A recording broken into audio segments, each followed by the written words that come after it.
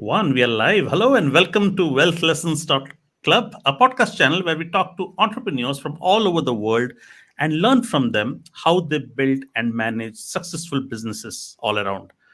Today, I'm thrilled to have with me Will Longhurst, who I came to know of recently, and I thought he would be a great fit to be a guest on this show and to talk through. Will was part of the growth story of Love Honey. For those of you who might not be aware of the brand, it's a hugely successful sexual wellness company.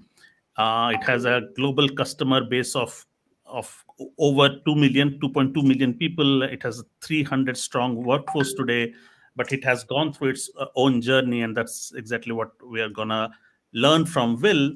And after exiting from the company, Will invested in a Dream Factory that helps startups make killer content that are needed to grow their business easily and affordably. And we are gonna dabble through these two journeys and learn from Will. So let's welcome Will. Will, welcome to wealthlessons.club. How are you doing today? Thank you, Ravi. I'm very excited to be here. So, Will, as I came to know about your fascinating journey, I was not I knew about the brand Love Honey, but I was so excited to know that you were associated with it, and it was your family that uh, brought Love Honey to the scale that it is today. Tell us about the origination story and how did all that begin, and what was the origination story of starting this in your family? Sure. Well, I'm glad you've heard of it already because that shows that we've done something right. And I guess it started in 2002, where my dad started it originally with his business partner. He had been trying a couple of things on the internet. You know, it was still relatively early back then, just after the dot-com boom. And he was researching what to start. He knew he wanted to do something, but didn't exactly know what. And he basically looked on the internet and saw that I don't know why he was looking at adult toys in particular, but he basically found that the average, all of the websites were basically run by people from the porn industry.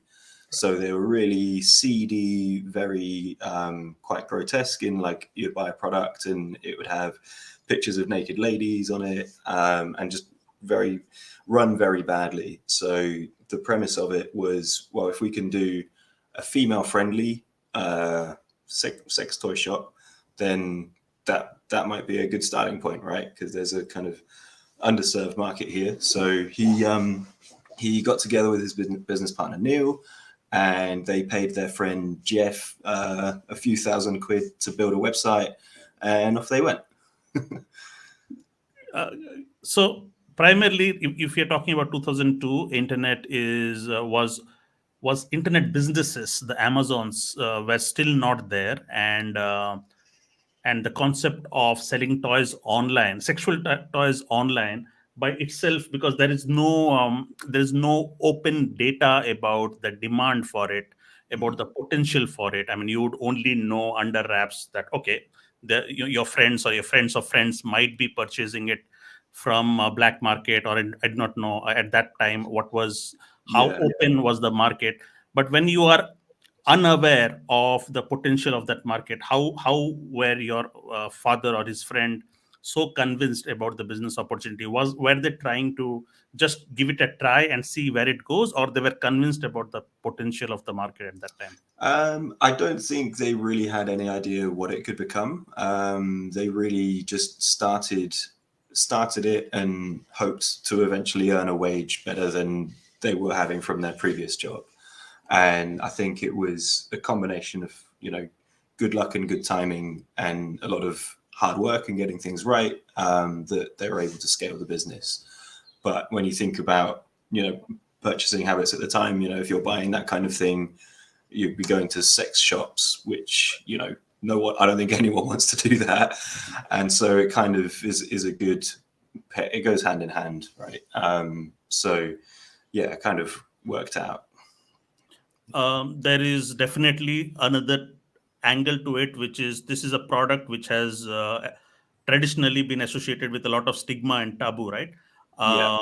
So there is potential, and then there is this element. I mean, did you have your conversations with your father when he started this on how comfortable was he to break this taboo and stigma and venture into this as a legit business? Yeah, I think it was definitely quite a weird thing for him to start at the time, and he might have taken a year or two before he told his mum, my nan. But then it kind of worked out that this is a legitimate business and people really want this. At the time, I was only 10 when he started it, and Got I it. went to an all boys school. So you can kind of imagine the jokes and the stick that would come out when there's this kid whose dad's selling sex toys from under his bed, because that's where he was keeping them. So it was Okay. kind of tough from that perspective. But a few years down the line, the same kids who'd be making that joke, I'd bump into them on the street, and they'd be saying, "Oh yeah, I just bought something for my partner. Like she loved it," sort of thing. So it all worked out really well. And yeah, there were a few cultural shifts and changes in general attitudes towards sex, people becoming more open about things, talking about sex becoming less of a taboo.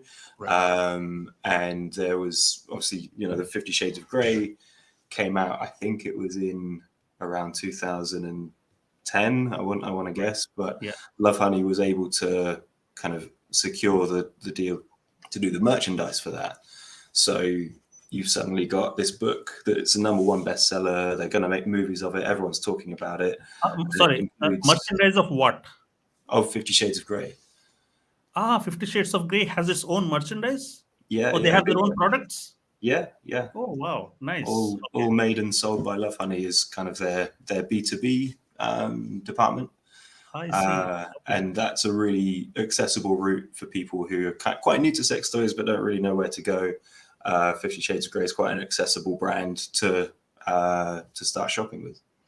But 50 Shades of Grey is a Hollywood venture, isn't it? Yeah, they made three movies, and it was based on E.L. James's three books. Got it. But so did you have, so did, were you also a prominent name in the US by then, or how was it? Like, how did you get the name? Um, she's a British author, I see. Got it. Absolutely. and yeah, kind of still building the US presence, but it was a yeah, it was a really really great thing for Lafani to be able to secure that, because it was a bit of a badge of honor that we're the ones that she trusts to be able to do this, because by that point we'd kind of developed our skills well enough to know what we were doing, believe it or not. Got it. So when you talk about trust and you said the existing status quo players, it was seedy, it was run by people who did not have any reputation as such. What were the things that you think worked for Love Honey that helped it stand out and was still respectable for people to come and buy? Yeah, that's a great question. I think that uh, approaching things in a way that you would, well, when my dad and Neil started stocking products, initially they only stocked things that you wouldn't be afraid to show your girlfriend. So they Mhm. had some things that were kind of vibrators. They might have had little butt plugs, and I guess the whole layout of the website would have been, just nice and approachable, quite fun and engaging, and nothing that you would look at and go, ugh, to put a kind of subjective term on it. But then they started to realize over time that, hey, actually, these little butt plugs, they're selling quite a lot. So maybe we should start selling some slightly larger ones, and then larger, and then larger. So then it's like, well, actually, the kind of attitude that Love Honey still has today is that you shouldn't judge anybody about sex. You should be open and welcoming, and if it doesn't hurt anybody else, Right. but you enjoy it, then that's okay, right? Got it. And so when you started, like, was it success from the very beginning, or did you have to tweak your business model? Did you have to do a lot of promotion? I do not know in 2002 how was marketing done online. How did are you aware of those stories? Yeah, I mean, I think back then there was not very well. There was competition, but it was quite easy to rank high on Google searches. You know, doing SEO and PPC, like because there wasn't much competition, the CPCs would have been very relatively low, so quite cheap to acquire customers, and just through organically growing uh, their their kind of traffic, that was how they were growing the business. But then you kind of it is a very promotionally led kind of product because it's fairly high margin and people like the excitement of, oh, here, look, there's 50% off today, we could be having fun when this arrives tomorrow. So it is quite an exciting thing. But then you also get into stuff like, when the 2008 recession kicked off, Right. really, really lucky that when people can't afford to go out on a date night, they stay at home and they spend the money that they would have spent on date night on something like a sex toy to enjoy with each other. So, Got it. like I mentioned luck earlier, it was Yeah. lucky that this is a recession-proof product, and Ah, and nice. also it's a pandemic-proof product as well. So it's yeah, just quite amazing to step back and think that there are these properties about the nature of the business that make it kind of a bit more resilient in difficult market conditions. Got it. But then the benefit or the advantage your business had was you were one of the early adopters to be selling online, and that's how you featured on top of search during that time, right? Right. Yeah, And then exactly. competition might have caught up. What were the things that you did to stay competitive and stay amongst the top brands selling sex toys? Yeah, I think it was a case of really doubling down on what we did well. So making sure that all of the products were really, really highly rated and loved by our customers, making sure that our service was absolutely outstanding. So really fast dispatch and delivery, and always 24/7 customer care. So we ended up opening a customer care office in Australia and one in the US. So then we have, as well as the UK one, we have 24/7 coverage. And you know, creating a new product development department who really, really know what they're doing. We've got mega boffins from engineering backgrounds designing the most kind of exciting and pleasurable toys. Um, yeah, that would probably be a good start. Got it. And so how was the demand consistently growing, or over the years, like did you invest in broadening your product line or going deep into penetrating different markets? Like what were your strategies over, like when did it start getting professional, where you decided to double down on growth, getting professional management and work like a corporate? Yeah, I think it was probably a gradual process, and the benefit of doing things on from a central warehouse and a central office online means that it's quite easy to enter new markets. So Got they would have been quite fast to open, lovehoney.com to serve the US and lovehoney.eu to serve the European Union. And um, from a logistics perspective, it's quite easy just to copy what you're doing, but do right. it slightly different. So um, there was that, and then it was a gradual build up of bringing more capabilities in house. We were very keen on keeping as much as we could in house because then we've got direct control over it. So we did all of our tech development, all of our logistics, all of our marketing, and I think that meant that we just built up a team of very loyal employees who were very good at what they did, and that kind of served as a bit of a moat as well, because someone else can't just come and be, Bonnie, our director of product, who's still there today. She's got 20 plus years of experience designing and working with sex toys. She knows the market inside and out, and no one else can just come and replace that knowledge. Got it. That was your moat, right? Yeah, one of them. Yeah. Got it. So at what point, like I also heard that recently you got an exit from that business. Yeah. What transpired? Maybe if you can share some? Sure. So kind of reached a point where we realized that we'd brought the business to a place that it was really successful and running amazingly, but my dad and Neil took a step back and said, hey, wouldn't it be nice to kind of get some money out of this now? I think things are going well, but also the next opportunity is to become really big in the US. And we've already got a really high market penetration in the UK, but US is 5 times larger market, and we've only got a very small market share. But to do that needs a set of skills that we felt that might be good if someone else brought some of them in. So we kind of went out on a tender process and ended up selling a majority stake to a private equity firm called Telemos. And they're really, really good. They come from the Jacobs family of chocolate, who own Galaxy and things like that.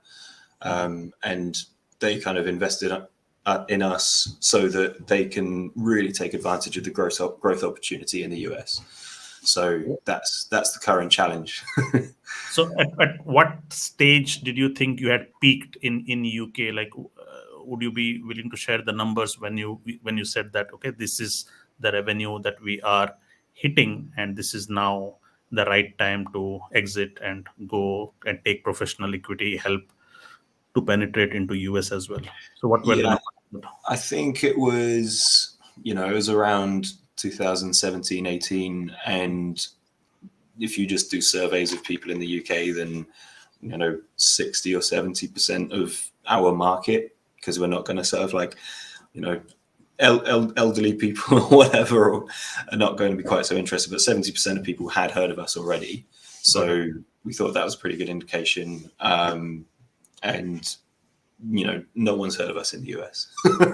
So that's what we kind of identified. So usually when you go the private equity route, if you are making, say, 100 million, I'm just throwing a number, and 100 is an easy number to pick, 100 million annual revenues, and you want to exit, what is a good price point to exit through a private equity? Are there any rules of thumb? Are there any guidelines or principles usually? Yeah, I mean, it depends on, well, you want to negotiate a good multiplier. We did it on profit, and I can't remember what the figures off the top of my head, because it was a while ago now, 2019. But I think we might have had a 13x multiple on profit or something like that. Got it. And yeah. And this multiple is decided on multiple fronts, right? So how good are the margins? How much of the market share does it capture in the current markets? How good is the business model? How much is the gross margin and stuff like that, right? So the better it is, the better multiples you would get. Sure. Yeah. The better the business model is. Okay, cool. And then, but did your so your father still is a minority stakeholder in the company? Yeah. And did he fancy starting something else, or is he still in the same business, or how? He's involved, but only every now and then. Kind of, these guys have got the business now, so they can have the fun with it. But no, he's enjoying life. I think he was a bit frustrated by the pandemic because that cancelled a lot of his travel plans. But otherwise, he's good, spending a lot of time with his family and friends. He's on the golf course a lot. That's his thing. Yeah. And what was your role in the organization till the time it was sold? Sure. So I joined straight after university, Mm-hmm. and I joined the online sales team, and I started the team that handled all of the email marketing. So I was the fourth person on the online sales team when I joined, and then within a couple of years we were 13 because we were growing that rapidly and saw such a need for people to figure out how to do the promotions, do the merchandising, make sales go up essentially. And so I kind of figured out how to do emails. I learned a lot from my boss, but then I learned more than he could teach me. So um, brought in a team of people underneath me, and yeah, managed to get some really strong growth from a lot of very exciting, some might say aggressive promotional emails, but Got it. that was the way of hitting the numbers. Got it. And by then, that how big was the organization in terms of number of people? I think probably 150 to 200, maybe not that many. Yeah, yeah, Got it. including warehouse staff. So when I read 300 strong force, I think this has happened after the acquisition for the US market. Sure. Yeah. Got Yeah. it. Okay, cool. And then you might have a lot of ideas post the exit, um, but then you jumped into building something called Dream Factory. And this is something that I always ask entrepreneurs, because at any given point of time, an entrepreneur will have 100 ideas running in his mind, right? How do you decide upon that one idea where you are willing to give your good 3, 4, 5, sometimes 10 years of your life? How do you decide why Dream Factory? That's a great question. I think to take a little bit of a step back, I kind of took this new amazing opportunity I had and basically wanted to work on something that I would feel really, really good for. And so I did a lot of soul searching, had some really great conversations with some mentors, and eventually figured out that I would feel amazing if I was helping other people to kind of share the same success that we've had as a family. Right. So that kind of led me into working with founders, whether that's like advising through what I know or investing them. And so I shared this new direction that I figured out with someone who was mentoring me, and he put me in touch with Graham at Dream Factory, and kind of said, "Hey, you guys should have a conversation because Graham's building something that's helping a lot of founders." So I, yeah, had a few conversations with this guy called Graham in London, and realized that he was doing something that's actually going to be quite special. And so I decided to invest, and I said, well, this would be a great place to meet founders. So is it okay if I just hang around while we get things off the ground? And Graham's like, yeah, of course. You just put some money into this. You can do whatever you want. Right. And then realized that actually there's loads of ways that I could help operationally with Dream Factory.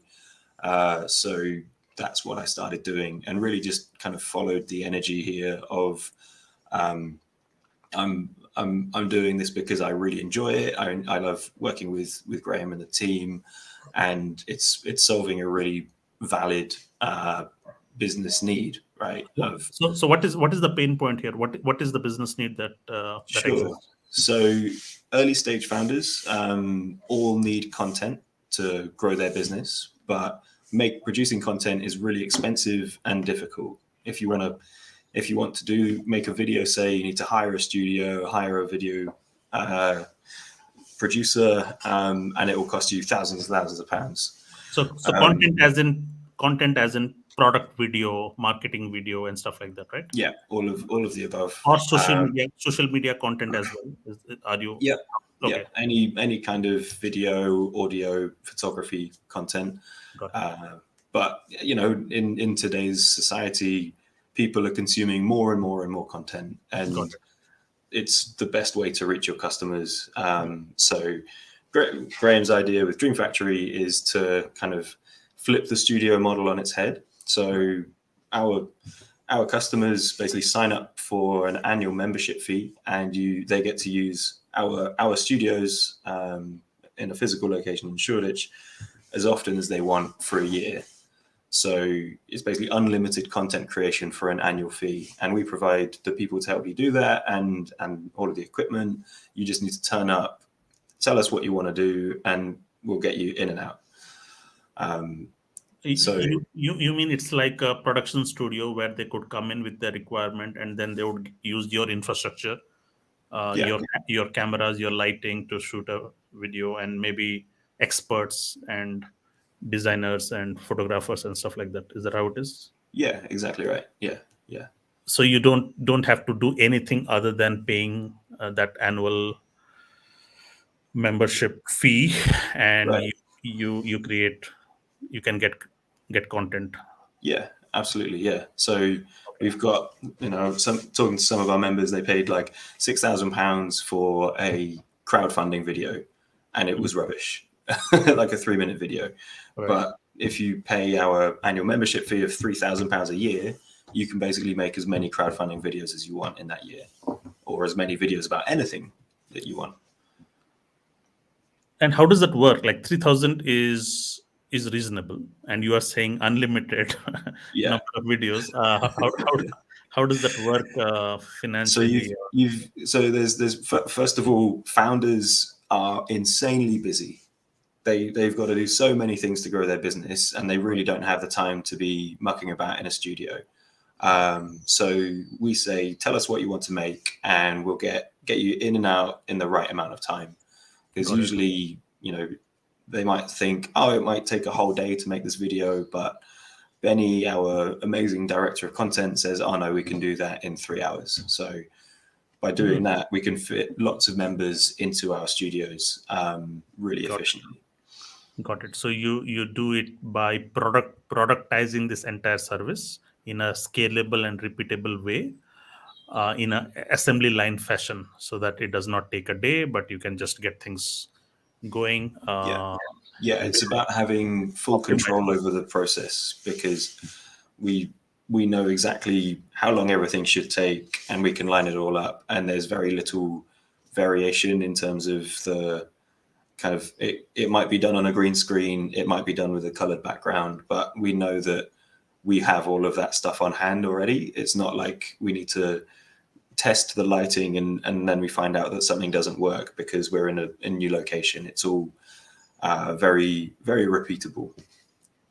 Got it. Because 3,000 is cheap, huh? 3,000 is people Yeah, will people will yeah. yeah. I mean, We I have some people come in and say, "Ah, 3,000 a month. That's a little bit too much," and it's like, no, it's 3,000 a year. I, I shared with you the World's Creators Fest video, promotional video. I do not know if you got a chance to see. I sent it in the upscalers WhatsApp group. I paid 3,000 for that one and a half minute video. Okay, so Wow. so I mean so it's I'm going bonkers because I think you are gonna make money through volume, okay, with studio space and that, but it's amazing value proposition and ROI for a startup founder. So kudos for that. Thank you. Excellent. Yeah. Yeah. Well, come to London. Yeah, But it the would not vision, be. Yeah, it would not actually. It would not be. But do you want to like replicate that, or is it yeah, London is going to be your yeah. base? Like, The what's the vision, the vision is to have a dream factory in every major city. So, I yeah, once we're about to open a second location in Shoreditch to expand our capacity. Got an amazing new studio, and once we're happy with that, we'll probably raise a bunch of money to kind of copy and paste this into a bunch of different cities, probably starting with New York. But we know that we'll want to go pretty fast because American market, if they see this new business, a new business model, there'll probably be a dozen people copying it pretty quickly. So that's the yeah, exciting. Yeah. definitely. So the person who made our video sent me a plan. He's good friends with me who made this video for us, and he has similar plans to create like a platform for pitch deck videos. Okay, so startup founders, they want to present themselves extremely well, okay, in an impressive fashion. Pitch decks are old school, but now the pitch decks should be in the form of videos. So that is one idea that he was toying with. But I see where all of this is going, because every startup founder, if he's raising money, he needs to be able to present a video, or if he's crowdfunding, he should be able to present a video. But if also on the website, if he wants to showcase his products value proposition in a very crispy but attractive video. That so videos are the future, and I see massive potential here. And if you can offer something on a reasonable price, then it's there's no doubt that this is going to succeed. Yeah. What else is keeping you busy, Will? Is this the only venture that you are part of, or are you also investing in other ventures? I know you are an active angel investor, but maybe a little bit about yourself as well.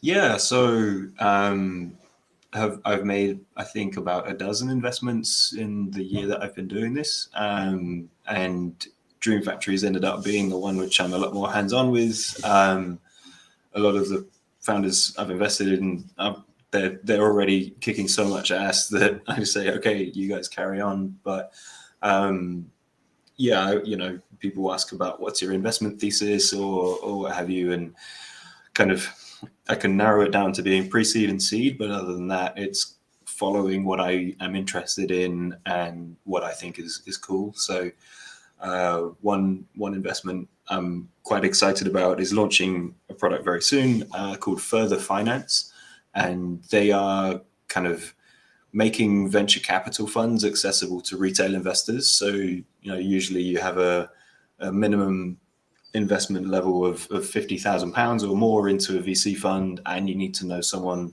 to get you into that. Further Finance are creating a platform to allow a VC fund to kind of list their fund, and then average person can invest from £1,000 into the fund. So VC is like the highest returning asset class of all asset classes in the last 5 years. Right. And so it makes a lot of sense for it to be able to be opened up to retail investors. So their product should be launching. I won't say the exact day just in case there are delays, but it's coming very soon. So help me understand for a newbie who does not know about the source of funds for a VC. So VCs are investors, but what are the sources of a VC? Where do they get their money from?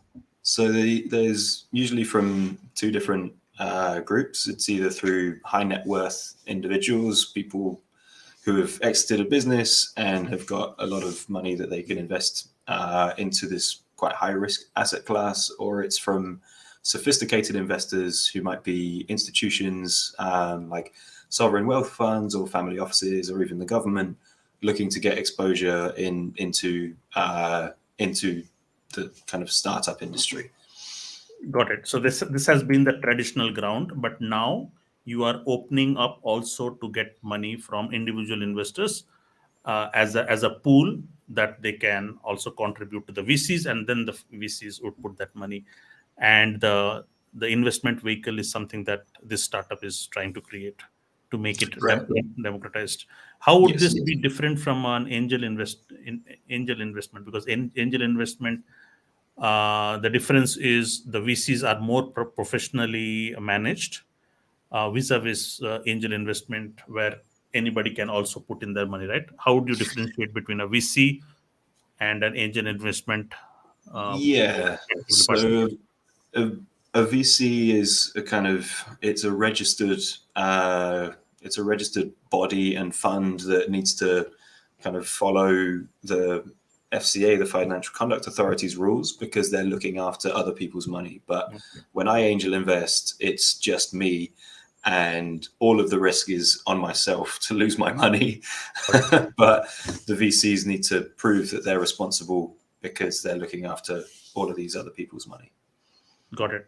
And What? with that, there is extra level. The VCs must kind of prove that they're doing their due diligence on each investment that they make, Got and might be a lot more selective about the kind of companies kind of proving that they're really high growth. And it's a very competitive industry as well. Got it.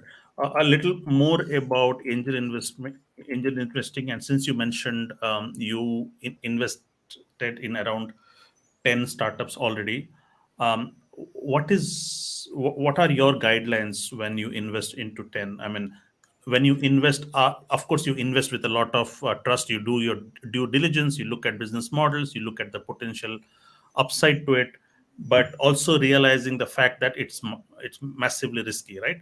So do you take bets on those one or two that will give you like potential 15, 20, 20 times returns, and you are okay with losing money in the 7 to 8 of what are your Yeah, guidelines? yeah. So kind of approached it,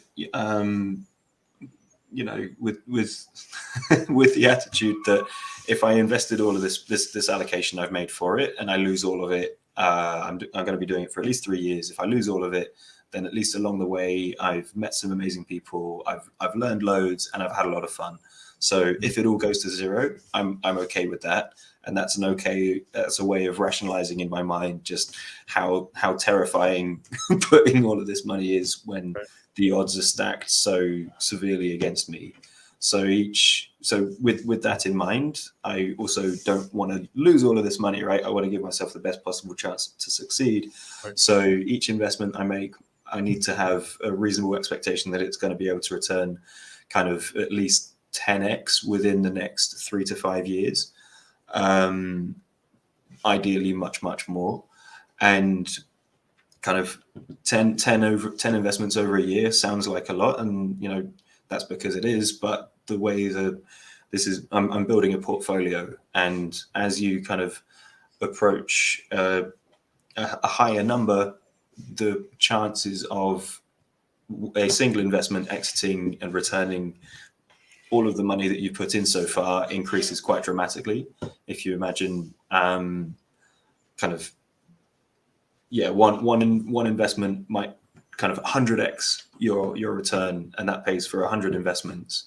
Got it. But the chances of that one happening is very, very small. So you want to make lots of bets to kind of make sure that you increase your chance of hitting that one. Correct. So the magic number is around 30, according 30, to 30 investments. Mhm.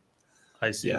Got it. That means that but as you get higher beyond that, it increases even further. So that's the idea of doing lots of small checks that might come back to something, rather than a few big bets, which is a lot more of a risky approach. You said this is a game of chances, but can you increase your chances to succeed? Like, can there be substantial difference between two investors making 30 investments, but one investor is more likely to succeed? What is the filter there? Yeah, I think having access to the best deals, like a really good deal flow, is probably going to be the strongest way of succeeding, because ultimately it's the performance of the company that's going to determine whether or not you'll get anything back. And as savvy as you might think of yourself as an investor, like I'm very, very aware that there are a lot more factors outside of just what I can do and how I can help these companies that are going to affect the chances of it succeeding. So, being in a place that having access to really good quality companies that are raising money at the right time is probably the best place to start. Yeah. Two questions there. How do you get access to best deals, and how do you know it's a good quality company? That's a good question. I think trying to being really embedded in the ecosystem. So helping at Dream Factory is a fantastic way to meet founders, because all I of our see. members are founders, right? And just trying to talk to people, and I'm very happy to kind of just offer any kind of advice or connect people I know for free, and hopefully that's kind of people recognize that and think of me well, right? And developing that kind of reputation hopefully kind of puts me in a good spot. But there's a new product coming out from a company I've invested in also, which I'm really excited for, called Landscape. And Landscape is like Glassdoor, but for venture capital. So founders can anonymously review VCs who they've pitched to, so that it kind of there's a bit of visibility into whether or not a particular VC is a good or bad actor. And yeah, the kind of overarching idea of Landscape is to make it easier for founders to raise funds. And there's a new product coming out also very soon. It's amazing, Ravi, you we're having this conversation, but if it was a few weeks later, these would have just been live, which would have been perfect. But the new product's called Open Scout, and Open Open Scout Scout. basically, yeah, Okay. and it basically lets anybody scout a venture deal, a startup that's raising money, and VCs follow an individual scout's deal flow, and then if the VC then has a chat with the startup and invests some money, then the VC will pay the scout a success fee. So we've got three sides to this marketplace, all with a pain point that's being solved. You've got founders who are raising who need access to capital. You've got scouts who have got deal flow and want to be paid for it, and you've got VCs who want access to top quality deals and are willing to pay for it. Got it. So it's a really nicely balanced marketplace. And when this launches, I think it's really going to change the way that the kind of venture market, accesses its deal flow, because there's a lot of it is kind of behind closed doors and is a matter of who you know. But kind of bringing it all together on one platform, I think, is going to really make life easier for everybody. Got it. So you mentioned about reputation of the angel investor. How important is that? Like there could be, if you are well known in the circles, then people would want you to be an investor in the team because it's a win-win for both, right? So you get a good deal and they get to have a good brand associated with them. Is that important to have a reputation and have a brand as an investor as well? And what does it take for for becoming that? Yeah, I would say so. It's kind of like a self-fulfilling cycle, and you know, I I'm not so well, but it's a case of, like, you want to work with people who you like and get along with, and my I kind of look at myself saying, oh yeah, you get good deal flow if you've got a good reputation. It's not always the case. But I kind of feel that my general attitude towards people is just to be nice and pay things forwards. And, I hope beyond hopes that comes back round and it works out for everybody. And I think that's also another reason why I like working in this industry, is that everybody is so open and so willing to help each other, not expecting anything in return. And it's a really nice ecosystem to be part of. Excellent. And how do you, what's your due diligence for evaluating a good startup or a good potential? I wish I could say that it was really thorough and going through hours and hours of grueling process, but it can really vary. I think if it depends on where I've kind of gotten in touch with this person from. If it's like a more of a colder outreach, then I'll be more thorough in the due diligence. And if it's a friend of mine, then it will be barely anything. So it can vary a lot. Got it.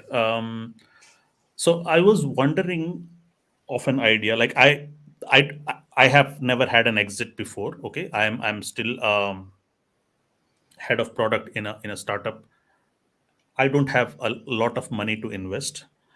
But when I am actively part of say angel community, okay, I get deals, but I never have enough money to put into it. Is there a legal way that I reach out to my set of friends and pull in that money? And because I have access to deals, I give them those deals and pull that money on their behalf Mhm. and make a cut. Is that a business model that is prevalent, or how is it? Yeah. There's two companies that are doing that let you do that kind of thing. There's Valban and Odin. I know Valban a bit better. They're a really good company. They basically let you spin up, create a kind of, it's called an SPV. It's a special purpose vehicle, and this lets you create a mini syndicate to invest in a single company. So you could go to all of your friends and say, hey, look, if you invest £1,000 or £3,000 or whatever, you can hopefully pool enough to make it economically work out that you can then invest, because a startup probably wouldn't want you on your cap table, on their cap table, if you're only putting a small check like that in, because it kind of it can crowd things, and there's a lot of admin associated with that. But if you pull together all of your friends, then it sits on the cap table under one row. Got it. Yeah. And then is there, if there is an upside, because I'm pooling in, do I get an admin benefit for that, like the I admin? think I think you can have some where if there is an exit, you take a percentage of the exit. Got it. Yeah, I think And I think that's how it works. what were the names, did you say, for that SPV? Valban, How do you spell it? Vauban, Okay, Wowban and Odin, like the Norse god. sorry, how do you spell that word in? Odin. ODIN. Okay, ODIN. I see. Got it. Excellent. Cool. Um, and then there is this downturn and voices of recession that is now clouded the entire ecosystem, right? how do you how do you see that as an investor? Do you see hard times in, or do you see that there are some businesses which will still thrive irrespective of market conditions? How do you see the opportunities for also investing into new startups, and also for the startups, also for the investors, both sides? Yeah, it's really interesting. I think it is. Hard times are definitely approaching, and this comes at the end of the longest bull run in the history of the market, right? Right. So I think it was an inevitability, but no one likes to see it arriving.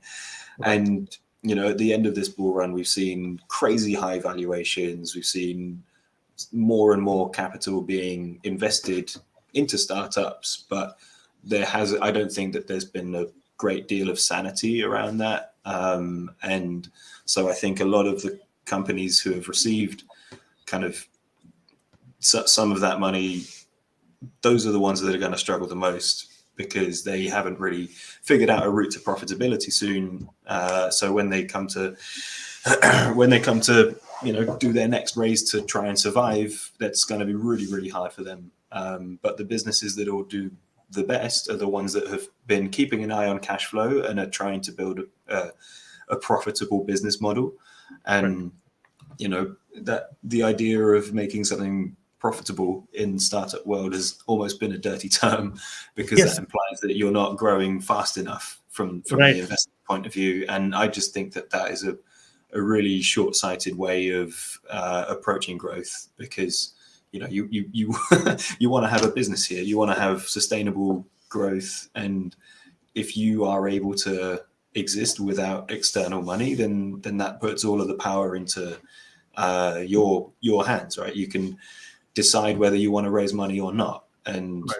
that's just the right way of doing it. So I think we're going to see, from where I'm sat, I think there will be fewer people starting businesses and starting ideas now, because they might prefer the security of an actual job, knowing that it's going to be harder to secure, say, their seed or their Series A funding.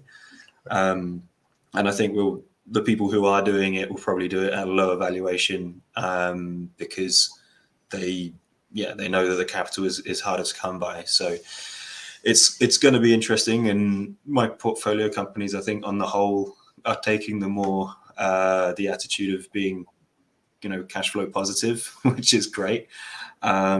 But yeah, it's going to be interesting. So, so, Borderline terrifying. so does being cash flow positive come at a cost of growth?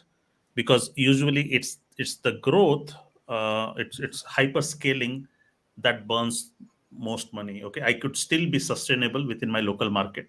Mhm. Okay, and I become cash flow positive. But if I don't grow, there is also a chance that I might fail, because competitors could come up. Somebody will copy my business model with more money, more capital access. They will be, and I'm gone within the next 2 years. So usually scale is always a way to survive, right? So you pull in a lot of money and you scale and you push your profitability for the next 5 years away because you just want to scale and capture as much as market share. So are you saying that is going to be a thing of the past with this new in this new environment? I think it will be much more difficult to pull off. No doubt, some businesses will be doing that, and it might be the right decision for them. But generally, when I speak with the people I've invested in, is going down the venture route the right one for you? Is the question, because it's often assumed that we need VC money, and that is just the way to do it. But I don't think that that's necessarily the right thing for the business or for the founder, because it's a different relationship you have. When you've got a board and there's a VC and the VC wants VC returns, they're probably willing to put a lot more risk into the business than the founder might want to, right? Because it's the founder's livelihood, and I'm all for putting the founder ahead of anything else, because it's this business is them, and I'd much sooner help them have a good and happy life than me get my 10x in 3 years or whatever it is. That doesn't really mean as much to me as seeing someone succeed.